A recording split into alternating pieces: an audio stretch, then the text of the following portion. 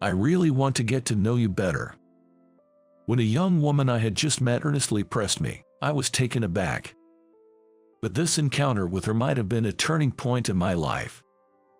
Ever since meeting her, I felt as though I had returned to my younger days, spending enjoyable moments. It was a time I had longed for over and over again in my mind. But before I get into that story, let me first tell you about how we met. My name is John. I'm a workaholic and have been divorced for 15 years. It's not that I enjoy living a workaholic life. But without close friends or family, I kept working to forget the loneliness, and before I knew it, my life had become nothing but work. While having a beer alone in my room after work, I caught sight of a family photo displayed in the room. In the photo, me, 15 years younger, along with my ex-wife and our then 5-year-old daughter, all smiling. My ex-wife, Lisa, was 5 years younger than me. We met at a mixer I was invited to by a friend. Her attentiveness, careful listening, youthful laughter, and beautiful voice were all exactly my type. It was practically love at first sight. Somehow, I managed to get her contact information and we started dating. When she accepted my confession, I was so happy, feeling like I was the luckiest man in the world. Then, about a year into our relationship, Lisa told me she was pregnant. Of course, we were both careful about contraception, but it's not 100%, and my joy at having a child with the woman I loved outweighed my worries. However, her reaction worried me. I was 25 and already working, while she was just 20. Though she was of age, she was still a student. Of course, I wanted her to have the baby, but her life was important too, so I told her I wanted to prioritize her feelings. But Lisa, with a full smile, said, "If you're happy, I want to have the baby." If Lisa felt the same way, there was only one thing I needed to do. I went to both our families to ask for marriage and to announce a pregnancy. Lisa being a student, both families strongly opposed it. I repeatedly pleaded with our relatives. Lisa said, "You don't need to prostrate yourself. If they oppose, I'm prepared to cut ties with my family," but that was the last thing I wanted. I understood her parents' concerns for their still studying daughter all too well. The idea of Lisa severing ties with her family over the pregnancy broke my heart. I wanted our precious child to be born with everyone's blessings. After much discussion and time, when we finally received permission to marry, both Lisa and I had tears in our eyes. From then on, I threw myself into my work. I was determined not to let down the family I had gained, aiming to provide for Lisa and our child. But that was just my own selfishness. Lisa didn't just want me to earn money. She wanted to raise our child together. She wanted to share the joys of our child's growth and face challenges together. But I only realized this after our divorce. Our paths gradually diverged as I focused on work and Lisa wanted to cherish family time, leading to our separation. At the time of our divorce, our daughter, Emily, was only 5. She was eagerly looking forward to starting elementary school, her eyes sparkling at the sight of older kids with their backpacks. When we told her about the divorce, she vehemently opposed it. Though she might not have fully grasped what divorce meant, she understood that it would change our relationship and declared, "If you divorce, I'll never see you again, Dad," crying her heart out. I've been paying child support but hadn't seen my daughter since the divorce. Since the divorce was due to adult circumstances, Lisa and I agreed not to force our daughter to see me unless she wanted to. Of course, I want to see her. But I couldn't disregard my daughter's wishes any further after hurting her with the divorce. My daughter Emily will turn 20 this year. As long as she's doing well, that's all that matters to me. I send a letter to Lisa once a month, coinciding with when I make the child support payment. The letters are filled with trivial matters like is Emily doing well, and has she caught a cold? While I could send messages via phone or email, Lisa once said, I feel that a letter written by someone themselves conveys more emotion than phone calls or emails. I have no intention of starting over. Even from afar, if my wish for Lisa and Emily's happiness gets through, I'd be happy. One day, amidst the monotony of everyday life, I met a woman. She seemed troubled by a man persistently talking to her in the middle of the street, but upon closer inspection, I was astonished, because she bore a striking resemblance to a young Lisa. That's why I intervened between the man and the woman. It's not right to persistently bother a woman who is clearly not interested. People are watching. The man seemed to realize he was being stared at by bystanders and quickly left, relieved that the situation didn't escalate. My relief was short-lived when suddenly, the woman I had helped grabbed my arm tightly and exclaimed, "Come with me." Caught off guard by the sudden request, she then firmly grabbed my arms with both hands and pressed, "I want to know more about you." Her face indeed resembled a young Lisa. I missed my chance to refuse, and she pulled me along into a nearby cafe. An old guy like me with a young woman. I felt uneasy about the suspicious look of the situation. Wondering why she had stopped me, she pulled out a photograph.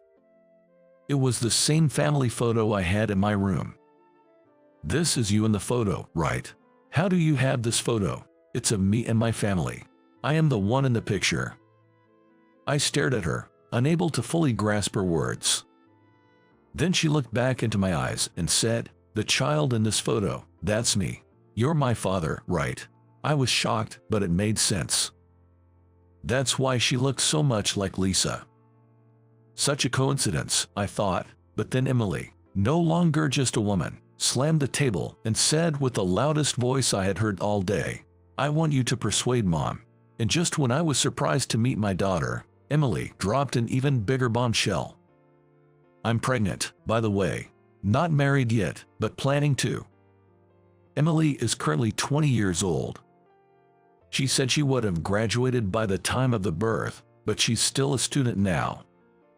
Her partner is a freelancer. They both want to have and raise the child, but Lisa hasn't given her blessing. Mom says, "You should graduate from school and work as a member of society first. You can have and raise children after that. You've never worked and are still a child, right? Do you think you can raise a child, even though I'm already an adult?" Emily explained. It was all too similar to when Lisa and I decided to marry. Despite facing so much opposition, our marriage only lasted 5 years, and after that, Lisa was left to raise our child alone. It must have been incredibly tough. Having married young and known the difficulties of raising a child, perhaps she couldn't easily agree to it. "I was wondering how to persuade her when I met you," Emily said. "But I've been divorced for 15 years now and wasn't able to help with raising you. I have no right to say anything," I replied. "That's exactly why you should listen to me. Your daughter's request now. Persuade Mom," Emily insisted. I couldn't come up with a response and ended up being dragged to Lisa and Emily's home. The name on the door plate hadn't changed. Even though Lisa and I had no relationship anymore, I felt relieved to know she hadn't remarried. Seeing Lisa after so long, she had aged gracefully. Then, seeing me, her eyes widened in surprise. "Why are you two together? Have you been in touch?" Feeling awkward, I looked down and said, "We just happened to meet." I didn't recognize her, but Emily approached me. "I was surprised to run into you too. I had only ever seen you in photos, so it was a shock to see you there. But I thought this could be a chance to talk to Mom." "What's going to change by me talking to her?" Emily seemed a bit angry at Lisa's words. "After all, you two overcame everyone's objections to get married when you were 20, right? Just like me now. Why are you only opposing me when you both got married and had a child?" Lisa sighed deeply. "It's not about me. I'm opposing because I think you're still a child, and raising a child would be impossible for you. Whether you bring him or your father here, my mind won't change." Hearing Lisa's dismissive tone, Emily stormed out of the house. An awkward silence lingered between Lisa and me. I could understand both of their points of view, but I felt there was more to Lisa's objections. Lisa touching her arm while talking was a habit she had when she wanted to say something but was holding back or swallowing her words. "You haven't changed," I said. Lisa gave a small laugh. "That's a lie. I've changed. It's been 15 years. I've gotten older." "Not at all. You haven't changed. Neither your appearance nor your habits." "Habits." I explained about her habit of touching her arm to a puzzled Lisa. She seemed completely unaware of it herself. "Is there another reason?" I asked. "You can still tell, even after 15 years, she admitted. "That makes sense. After all, we were truly married, even if it was for a short time. It's not just because she's young that I'm opposing. Even after getting married and becoming a single parent, I had support from my family. Pregnancy, childbirth, working and raising a child, you need someone to support you." Just as I was about to say that Lisa was there for Emily, she revealed something shocking. "I have breast cancer." "What?" I haven't told her yet. "The surgery should help, but there's a high chance of recurrence. If I'm gone, she'll be alone, right? Raising a child is hard without help, and it'll be hard to rely on the in-laws. And what if she gets divorced? I'm worried if she can manage to work and raise a child without any work experience. I don't know when I'll be gone." So I ended up wishing she would give up on the baby for now, finish school, and build a foundation for living as a working adult. I know it's unfair to the baby, but my daughter is the most important to me. Even knowing her illness, she was worried about Emily's future. Her feelings painfully reached me.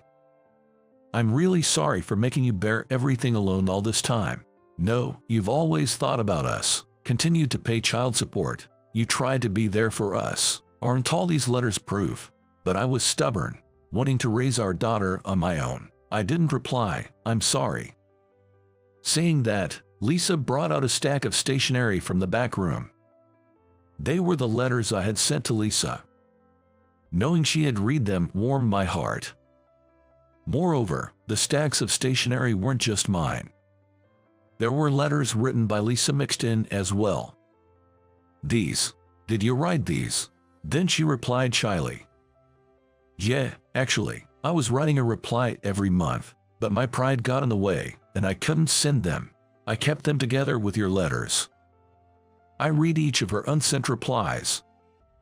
They revealed aspects of Lisa and Emily I didn't know, and I was moved to tears.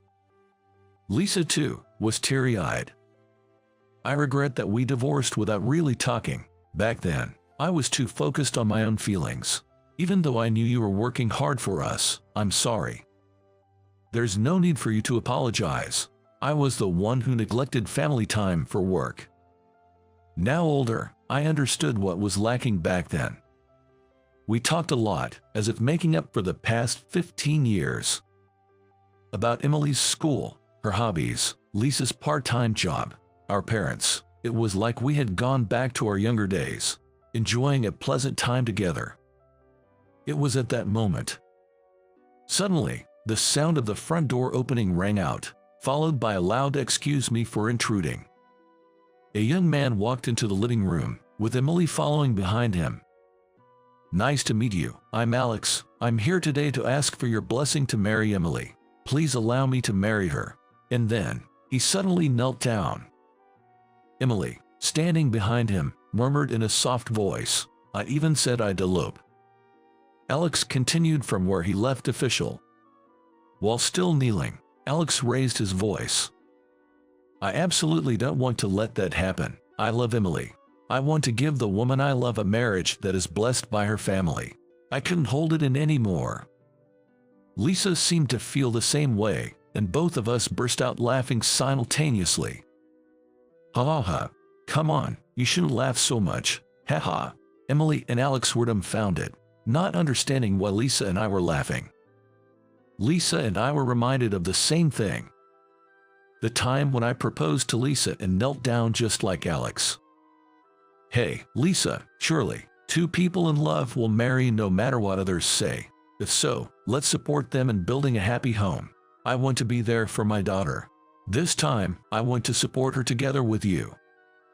Indeed, that might be true. We divorced, but because of that marriage, we have Emily. I don't regret getting married at all. Take good care of her, Alex." While saying this, Lisa was touching her arm. Since she had been opposed to it, she couldn't immediately agree to the marriage. Still, I believe she wanted to support us, listening to the words of me, Emily, and Alex, and suppressing her desire to object. Despite her reservations, she decided to support us for Emily's happiness. Later, when Lisa revealed her illness, Emily shed big tears. Even if it's said to be curable, the uncertainty must be scary. But Lisa looked composed. "Mom, why are you so calm? Aren't you scared of your illness?" "I'm not scared now. It's all right. You don't need to worry about anything. Just focus on preparing for childbirth. You have Alex, and I have people to support me." Saying that, Lisa looked at me, and I nodded firmly. I had decided to support Lisa and our daughter, making up for the time we were apart. Over a year has passed since then, and my daughter and her husband are living happily with their child. Lisa's surgery was successful, and she's in good health. Our relationship isn't that of lovers or a married couple, but something more than friends, partners. I'm comfortable with our current relationship, but I'm starting to think about becoming lovers again. But our lives will continue, and whether we're lovers or remain as partners, we can be together. I want to take my time and talk with Lisa about where our relationship is headed,